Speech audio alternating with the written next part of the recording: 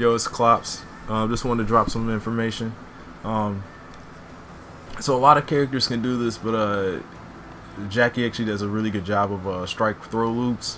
One of the best times to do it, you can really do it any time of the match. One of the best times to do it is after your opponent does a breakaway, because then they can't wake up, they can't do any up threes, any up twos, or any rolls. So after you see that, then you can go into your throw game. And look at all the time I get on wake up. After I do this throw, I can get a full step forward and get right into a 4-3 or right into a 4-1. Some nice meaty mids. Mostly you're gonna go for your 4-3 or 4-1 off of this for the mix up. Either you're gonna do grab or you're gonna do one of those. And there's a very specific reason for it. Grabs are 10 frames. Like this grab is 10 frames, right?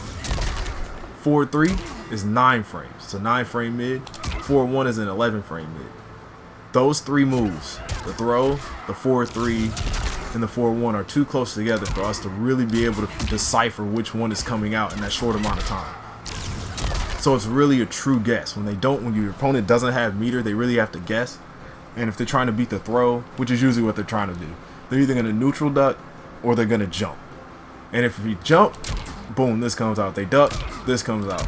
And they get hit. They get hit by one of those. And if they're blocking because they're worried about one of those, and you throw, boom, you keep the game going. Now, the thing is, one thing to think about. Jacqui can only do this off her regular throw, her back throw, her throw that throws them behind them. If you do forward throw, the game is over. If you do a forward throw puts them too far away for you to continue doing that strike throw mix-up. They are full screen, and there's nothing you can do with this distance. Not even dash punch reaches at the distance after she throws them. It's kind of like, you really kind of want to stay away from it. Her forward throw allows her to keep the pressure going. And if you get the combo, like if you get your, you get your 4-3. Oh yeah, sorry, I forgot I had that on. If you get your 4-3, do something regular. Whoops. All right, let's say you just go into here. Boom, boom, boom. You want to end with square.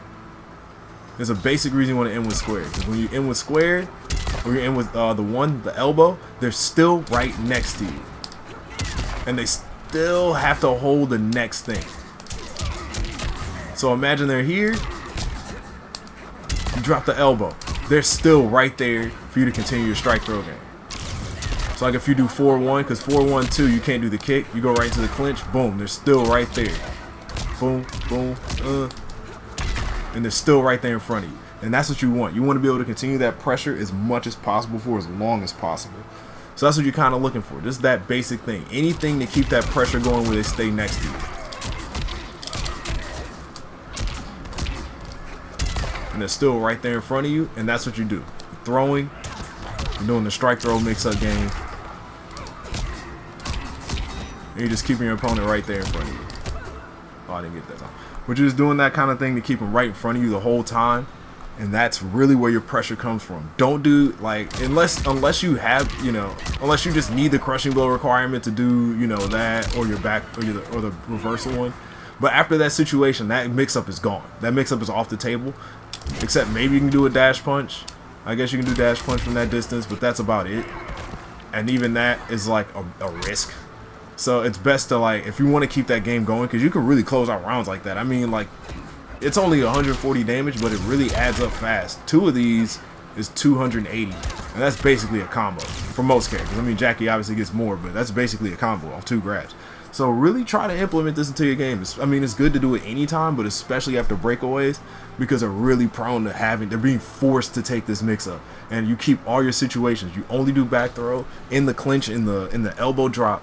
Keep them in front of you. Keep them in front of you. Force them to take that mix-up as many times as they can before that meter comes back. It's a great way to.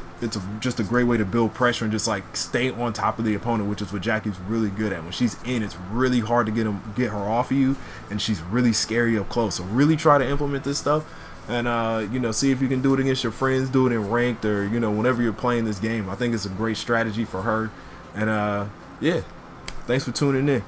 My apologies for taking us on and get another video. I got promoted at work, so I've been a little busy lately, but planning to get some more videos out pretty soon. Thanks and stay tuned.